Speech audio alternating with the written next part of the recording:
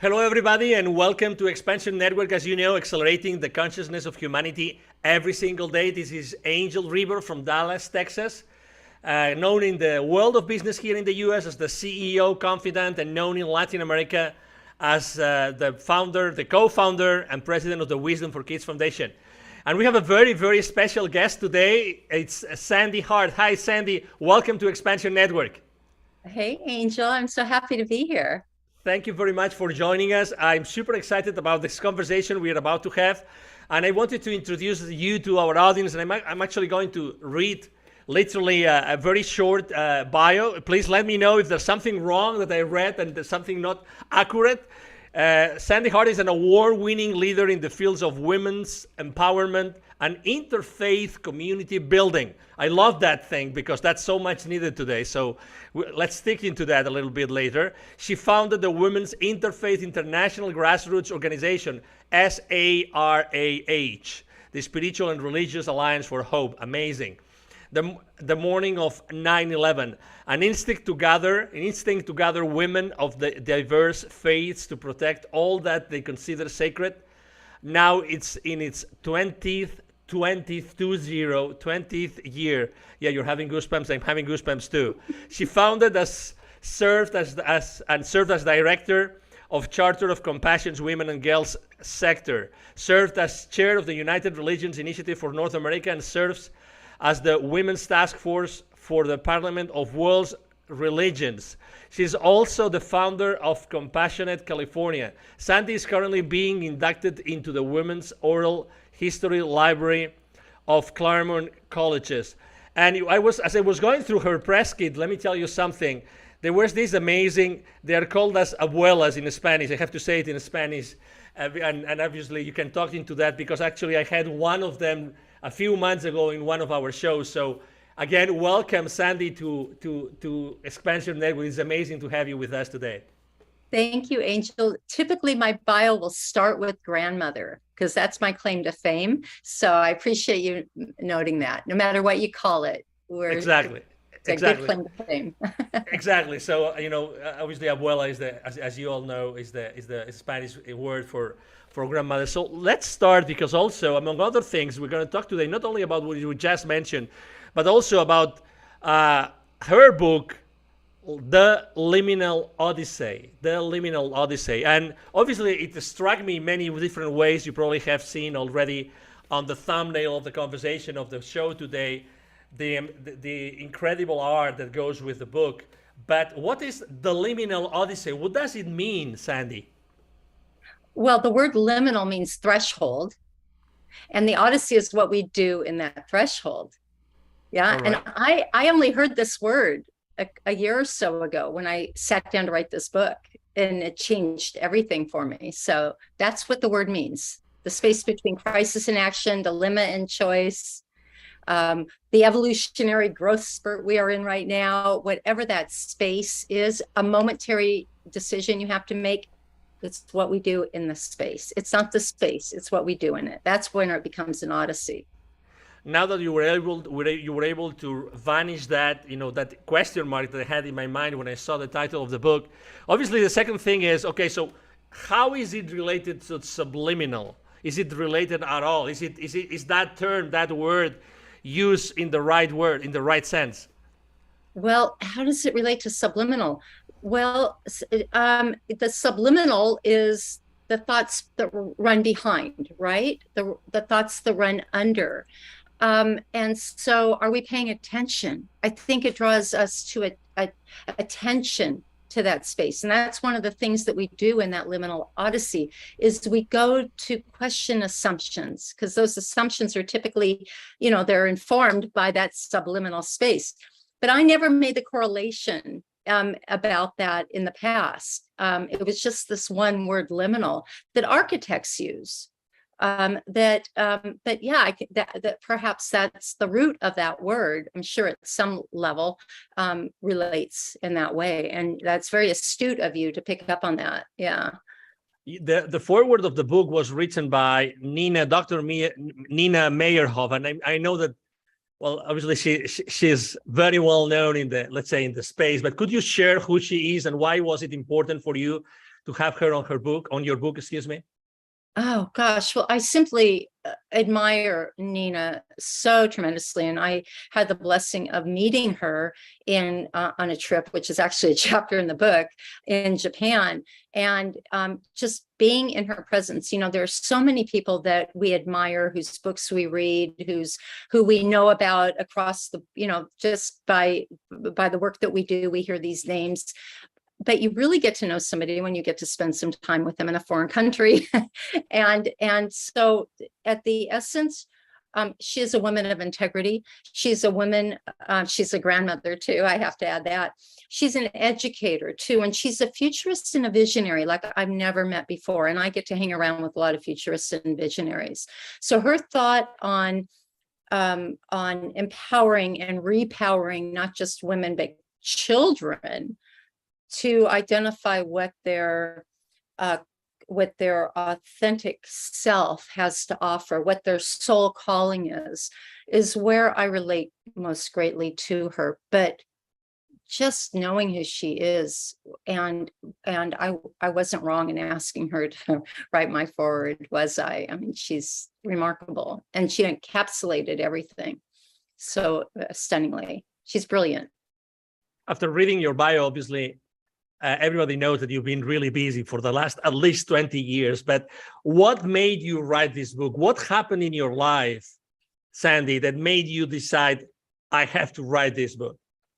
Well, I've been trying to write this one story for about 15 years about something that happened to me in 1982 at the Rose Bowl in Southern California amongst 100,000 people at Peace Sunday, a no nukes rally and music festival. And I went for the music, as did most everybody there. There was everyone relevant since the 60s playing music. It was interwoven with speakers on nuclear nonproliferation. And I had this wild experience there that, well, perhaps 15 years, well, actually 25 years later, I was asked to tell a story about something interesting that happened to me in my life. I picked that story. And ever since then, my friends have been urging me to write this book. So as I sat down to write it, I just didn't have enough of a book to write. I could barely fill a chapter, let alone a few pages. It was a cool story. It was remarkable what happened. And we can talk about that if you like. But what matters is when I finally sat down again about a year and a half ago, I should say, where I just heard this word liminal. I'm like, oh, what was going on inside of me that day? What was in that liminal space? What happened, that crisis and my reaction to it, or that call to action and my response? What happened? And before I knew it, not only did I have a full chapter, so much was discovered and disclosed in me, as well as certain philosophies and methodologies and tools that I was actually really applying. And 11 more chapters poured out of me of other wildly interesting stories that I had completely discounted or just considered mundane or, interesting, but maybe another book. But it was all woven together in a snap as soon as I heard that word liminal. When you mentioned 1982, I was thinking to myself, come on, Sandy, you were not even born at that year. I was not even born at that year. I was 21 years old. I was 83. I was 22 years old. I'm 61 for any of those of you who are counting on your fingers and toes. 61. So would you mind sharing what happened at that very special place, at that very special moment, being by yourself with 100,000 more people or with hundreds of thousands of people? Yeah. Yeah, now I'm getting goosebumps again. It was before the program began, the MC came to the stage and announced from the parking lot that a report from the parking lot that someone left their dog in the car. It's going to be a very hot day. And if that's your dog, please go roll the windows down. And there was this low-grade boo hushed over the crowd, and the dog was quickly forgotten, but I didn't forget about the dog. Now I was a little bit stage right in the loge area, and I started hollering at the stage, what about the dog? What about the dog? Next time the speakers were coming to the stage. And I was drowned out by the music. And then when the music stopped and there was another speaker coming to the stage and there was a moment of quiet from the stage, I started up again, but now my friends started in with me. We started a chant, what about the dog? what about the dog? What about the dog? And our whole section was chanting with us. And it didn't take too long, Angel, before the whole stadium was chanting, what about the dog? That lasted all day long. Every time there was a moment between speaker and band, the crowd would start up again without me, by the way. Like, whoa, what is this about? Right. And, we went on with our day, and around dusk, right before Mr. Stevie Wonder came to the microphone, the MC came back and announced, so you want to know about the dog? And the crowd went wild. I even had to ask my girlfriend, what's going on? She goes, they just asked about the dog. They want to know, so you want to know about the dog? And then she announced the dog is fine. And I remember trash flying in the air. I don't think Fleetwood Mac got a better, round of applause. At any rate, pretty interesting story, right? And I've been thinking about that story and how maybe I'll write about it one day.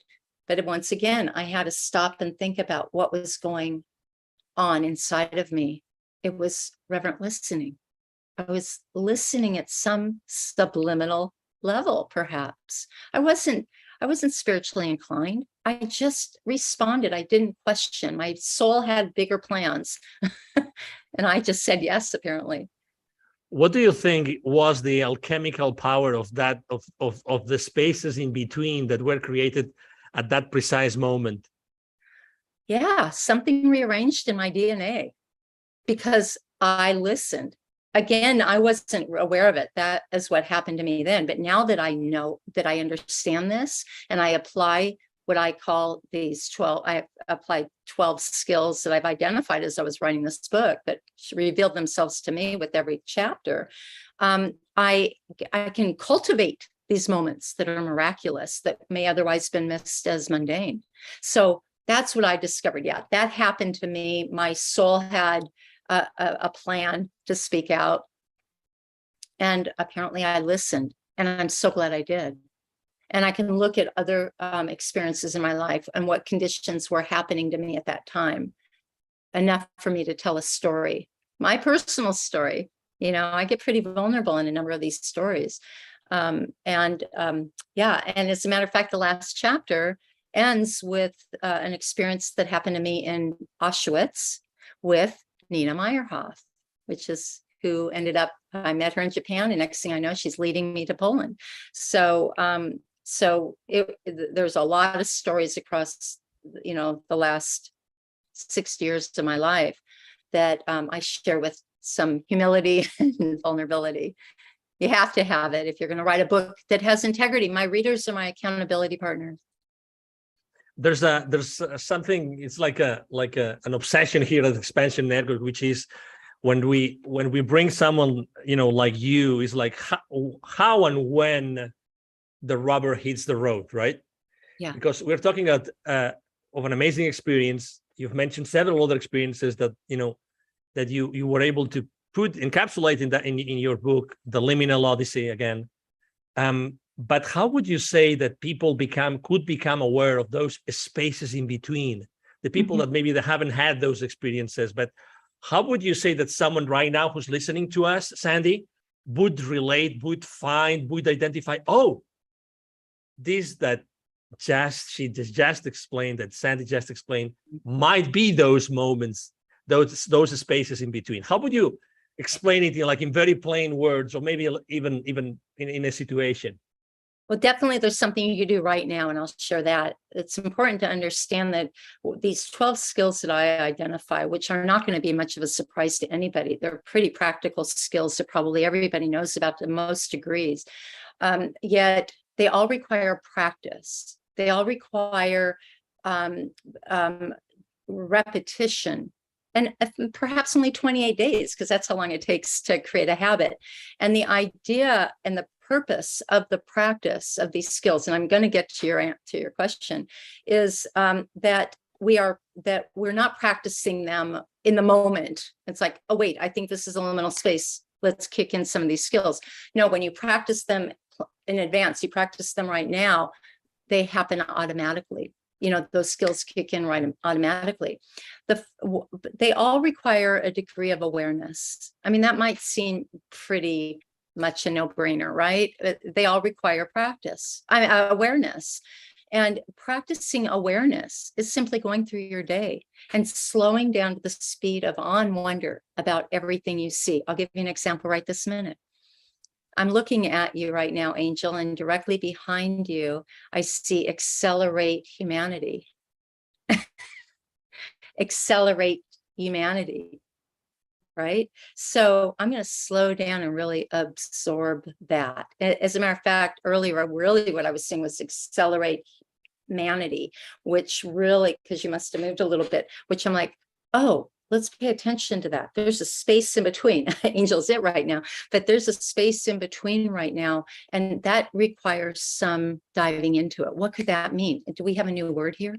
And what does it mean to accelerate humanity? This is how we cultivate those moments, is just stopping and slowing down. The practice is perhaps setting a timer or doing something you do every single day more than 5 times a day. And I'll give you a hint. We walk into the bathroom 5 times a day. All right. So that's something that's a no-brainer. Some of us who drive to work or do something get in our car a couple times a day, there's in and out 4 times a day. So whatever you do on a regular basis, that's your anchor place to practice awareness. It's the most, it's the easiest practice to have. Now, the other practices are also pretty, they're not difficult. This isn't difficult work. It just requires commitment and intention. And then intention's partner is will. Right? So you might have intention, but you've got to remember that will. So practicing awareness is to recognize those moments in between. Can I know I'm being a little long-winded with this, but I would love to share with you one sentence from a very beautiful poem.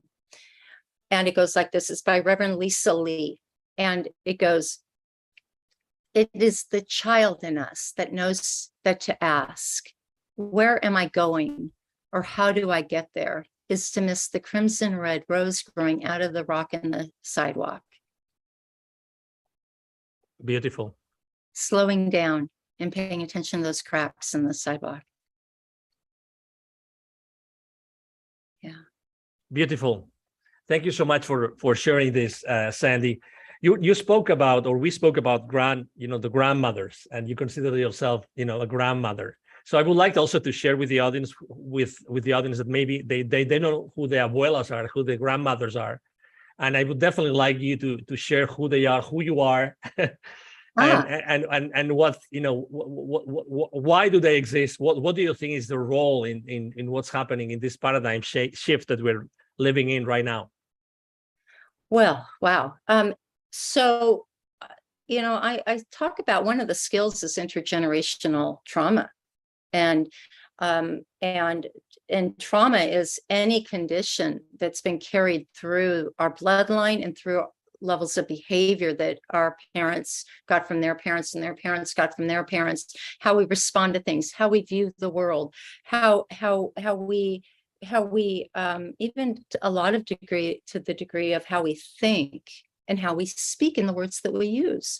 And so paying attention to understanding our grandmothers is to truly honor them, our ancestors, really, and not only our grandmothers. Yet we come through an ancestral line through our grandmother's blood. So understanding who they were and paying attention to some patterns that you would like to disrupt in your life, perhaps, and questioning, did that come from my ancestral line? And by the way, what would our grandmothers want for us? I don't think, and this is a revelation that I had in Auschwitz, I'm Jewish, and being in this place where Jews were persecuted, and I actually heard the message that mourning doesn't serve our memory. Love is all that matters. And then the understanding that they don't want me to carry on this burden. They don't want me to carry on these behaviors and this thought pattern. They are expecting me to live better right? And I don't want my grandchildren, my two darling little grandchildren, 202 right now, to carry on behaviors that I unfortunately passed down to their mother. And thank goodness, mother and I have a really good relationship, and we can talk about this. So the buck stops with her.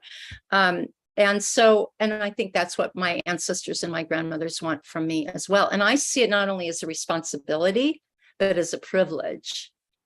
And I put myself on a pedestal in that way. And I think all grandmothers should. And if you don't have a womb, if you haven't given birth, if you, if you're not officially a grandmother, the children around you, wherever they may be, are watching. And the same applies. The same integrity to your soul applies to how you live your life. If I understood you well, Sandy, and correct me if I'm wrong, but you mentioned that it was a little bit challenging for you to actually pick which stories to include in your book, right? Yeah. So what was the criteria? I mean, how did you end up including the stories, or maybe discarding the stories that you finally were not included in the book? Wow.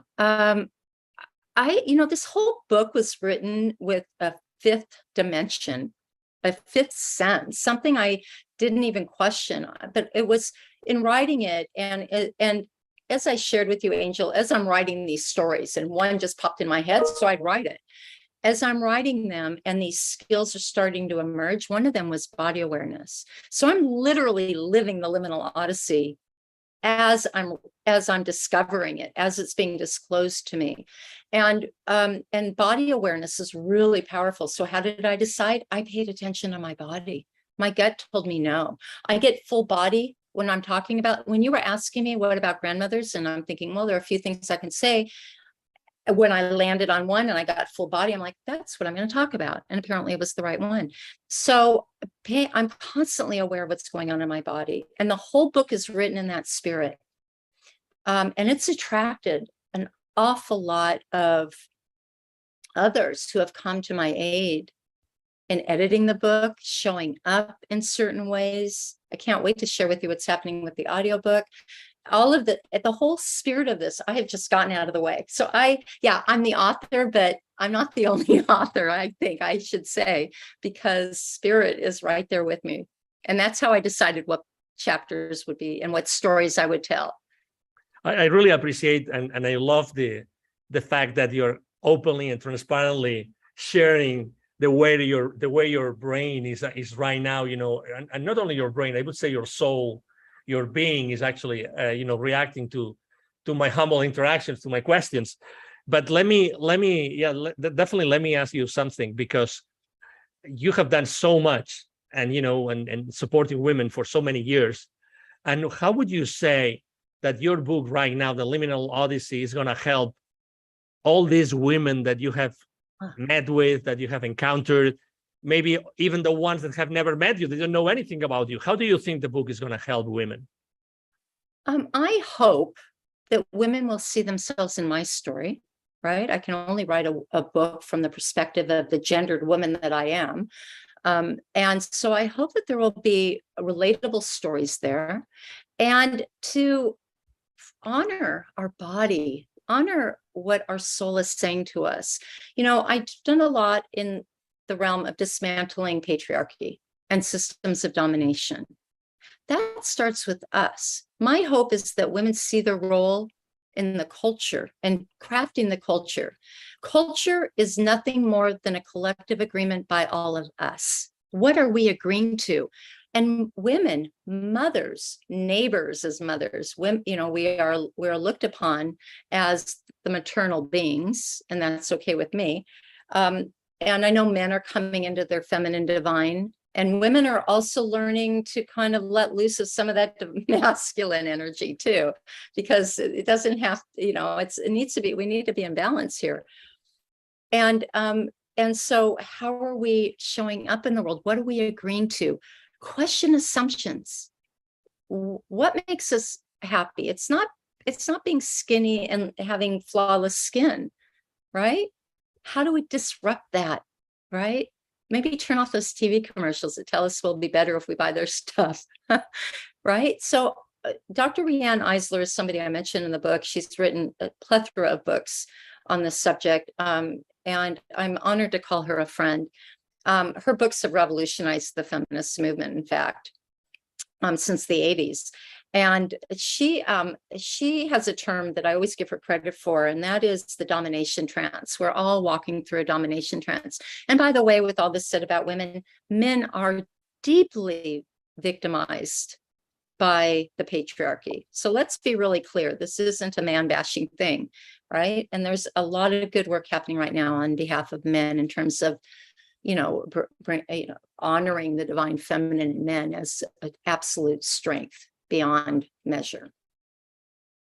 I agree with you totally, and actually I have a few acquaintances and even a couple of friends who are really working hard on that divine feminine that it's so forgotten from in men. But I wanted to ask you something, because you mentioned about the audiobook, and I think that audiobooks have a really strong power within them, because they have the power of the spoken word.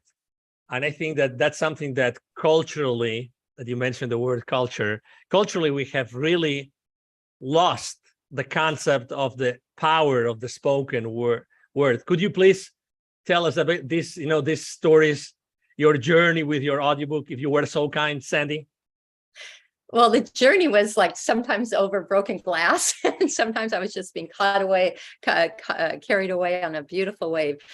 So it's not easy to create an audiobook. But real quick, back to your question about what do I hope women and men alike will do, is they'll start writing their stories. Please journal your stories. Everyone, let's get back to that storytelling culture. So thank you, Angel, so much for that. Yeah, so I recorded my own audiobook. It's my voice. I used a friend's studio. Like I said, people were coming out of the woodwork to help me. A friend, I reached out to a friend to borrow a microphone, and he said, no, come and use our studio. We have a state-of-the-art soundproof studio, high-tech equipment, everything I could ever want. And as I'm writing, I'm thinking, oh, it'd be nice to lace music, right? So I reached out to my friend Jerry Littlejohn, who is a Native American flute maker, world renowned.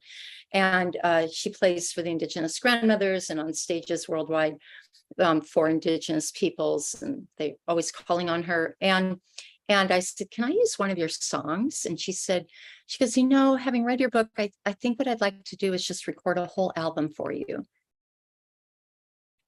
So when you get this audiobook, and I haven't heard the music, she's actually finalized, she's in the studio actually right now as this is being recorded or being, we're out there live. This audiobook, you'll hear music composed especially for this book based on the energy of every chapter. So when I said I could, here comes those chills again. So when I say I can't wait for you to hear how this is expanding, I'm not done yet. I know there's more to come. But it's all good. It's all just because, and here's another thing I hope everyone takes away from this. Relinquish to spirit, relinquish to your soul. And when you say yes, magic happens. Miracles appear for you. Yeah. And pay attention to what you agree to. Those are two biggies. The way that we men have been raised, obviously, doesn't make things easy, right? In the sense that, identifying our own divine feminine. Is there a specific part of your book that you think, the Liminal Odyssey, that you think is going to help us, especially to us or to men? Well, thank you for asking that question, because if balancing the divine masculine with the divine feminine, which clearly our world is out of balance, we don't have to look but outside our window or look at our thermostats or or the rising sea levels or the lakes that are drying up, and we're not going to have electricity in the western side of the United States pretty soon. And I live right on the edge of Lake Mead, so I can see it with my own eyes, right? We don't have to look too far on television and the political system dismantling. You don't have to look too far and seeing we are way out of balance, and we have been for quite a while.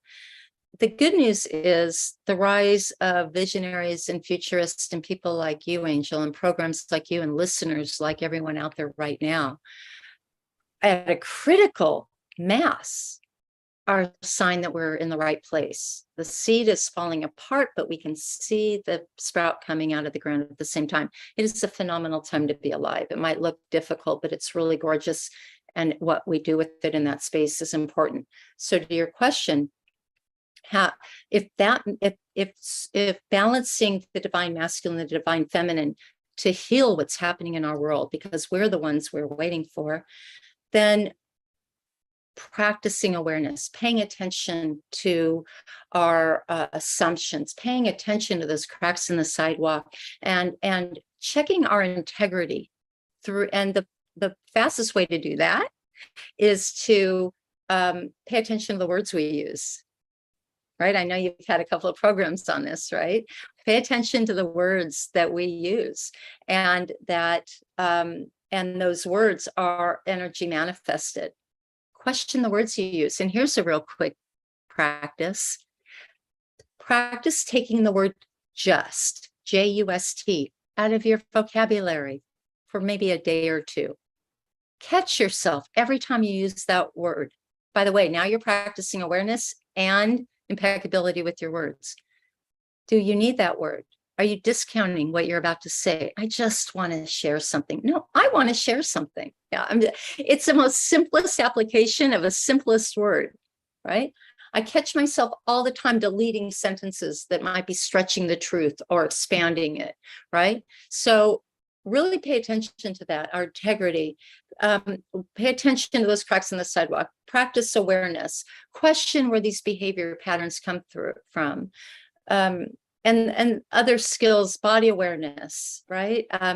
Practicing the trust frequency, which does require that chapter to understand it better. It's a great book by Connie Baxter Marlowe and Andrew Cameron Bailey.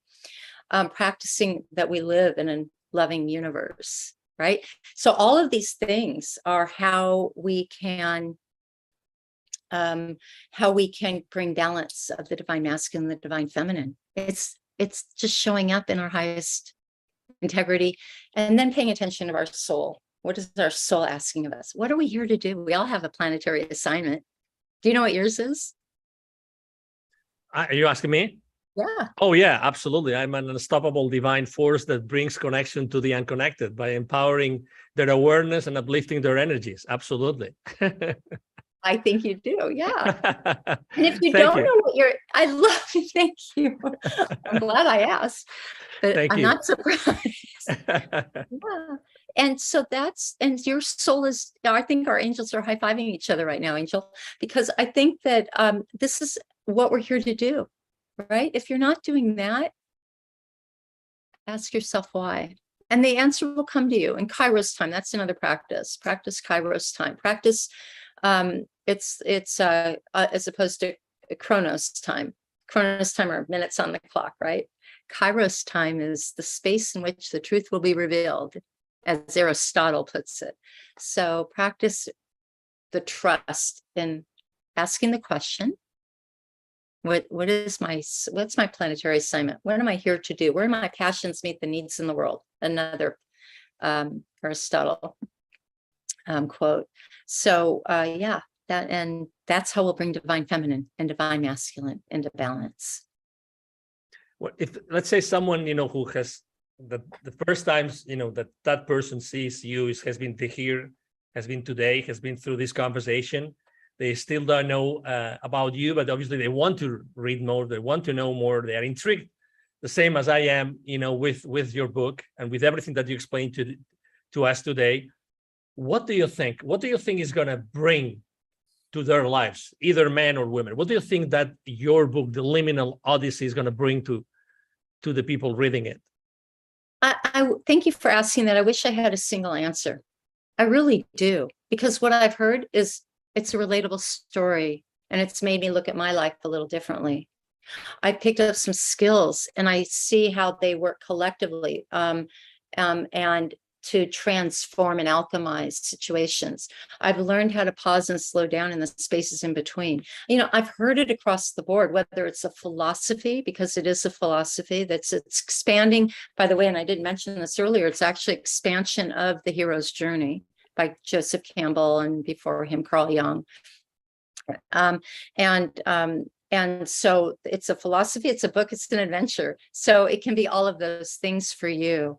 But I think it's a relatable story with practical tools to walk away with. I guess if I had to reduce it to a single sentence, that would be it. Excellent. I love, as I said before, we love here at Expansion Network to give, to give a specific, practices for people to try to experiment with themselves, to experiment with their souls, with their beings, as you have said very many times.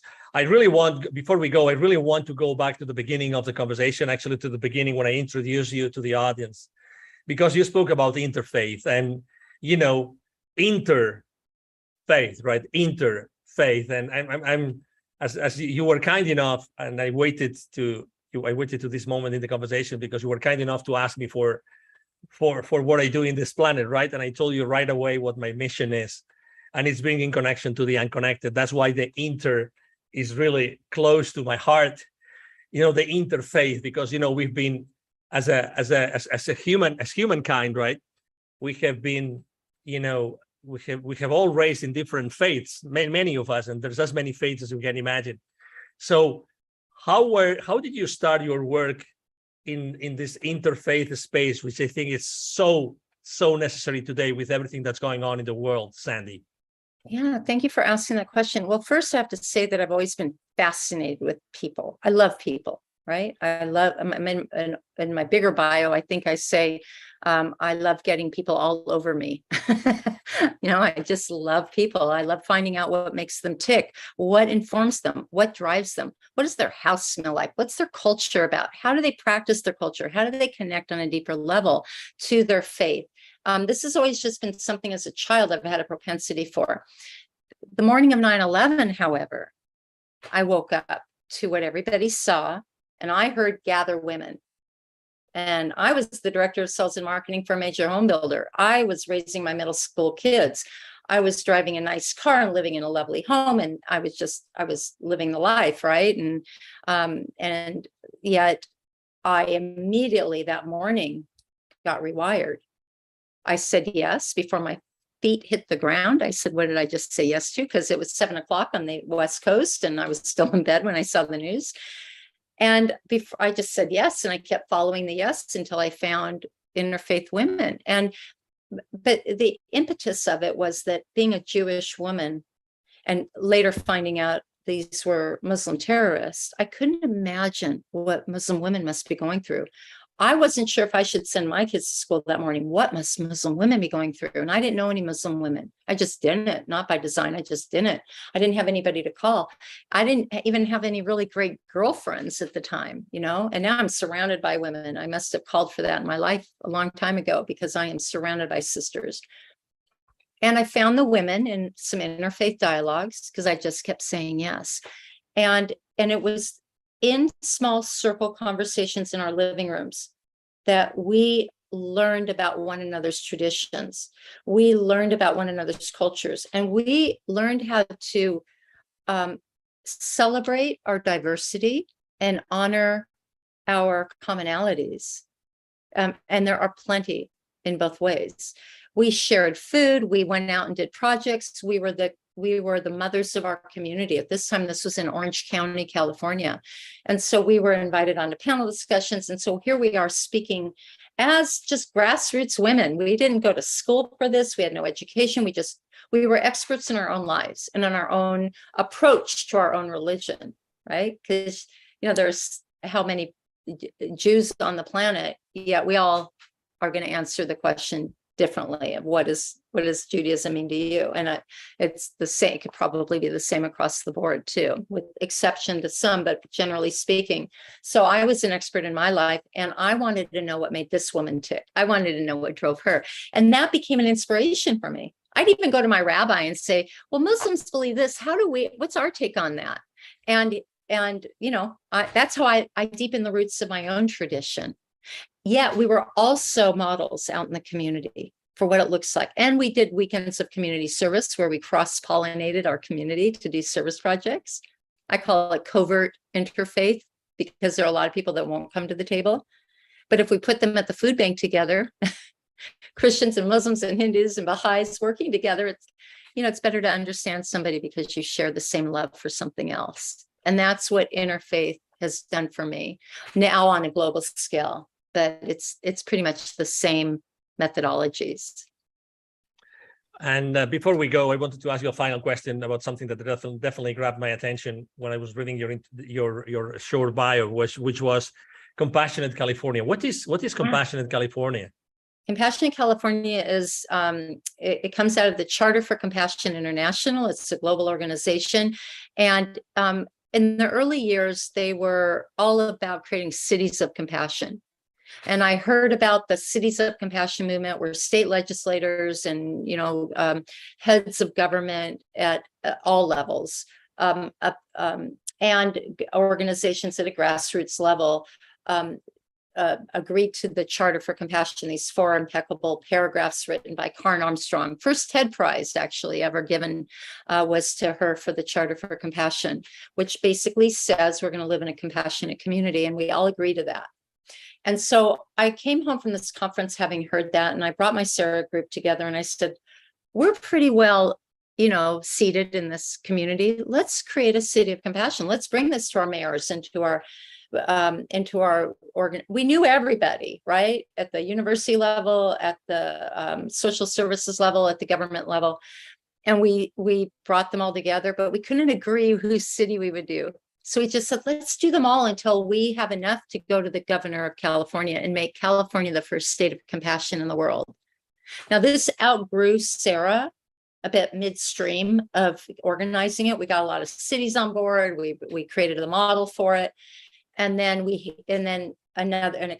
team that has since joined us took it. So I wasn't actually the chair of that at the time that it became an SB law in California, but it was all part of what we had done, and we're a part of it. We're just not part of that core organizing community, and that's what it is. Now this is where the real work begins. So it's the hope that at a grassroots and government up from the up to the down, they meet in the middle, and we're creating a culture of compassion. Excellent. What's next in your life, Sande?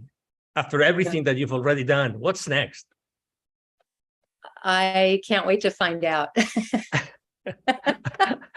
I love it. I really love your answer. Thank you so much. So the people that have heard our conversation, they definitely want to know more. They want to be in touch with you. Where can we find you? How can they be in touch with you moving forward? Where can they buy your book, Sande? Yeah, thank you. LiminalOdyssey.com is a one-stop shop. You can reach me. You can send me I'm going to get that email that you reach out to me, join the newsletter and what have you. You can buy the book at liminalodyssey.com. And if you use the promo code Alchemy, get a little discount, free shipping, and a little gift. And also it's on Amazon, Barnes & Noble, and I think most any online book seller. Yeah. Thank Excellent. you for asking that. Yeah. No, of course. Well, it's an understatement to say that it's been a pleasure to have you. It's amazing to be with you. It's amazing to be around you. I've had the same as you. I've had goosebumps along the conversation. So definitely we've been touching upon something which is very dear to our hearts and our souls and our essences. So thank you so much for being with us today, Sande. It's been my honor. And thank you for the goosebumps. Of course. Thank you so much. And for your calling. And for your calling. And for saying yes to your calling. Thank you so much. I'm sure that we'll meet again at some point. Our paths will cross again. I'm 100% sure of that after what you said today. So I just wanted to say thank you to all the audience today. Thank you for being with us again with Expansion Network. Thank you for having a look at Sande's website, for buying her book, the Liminal Odyssey, at her website, liminalodyssey.com. And again, I'm sure that you have enjoyed our conversation as much as we have here at Expansion Network. Thank you so much for being with us. Enjoy the rest of the day and have a wonderful weekend.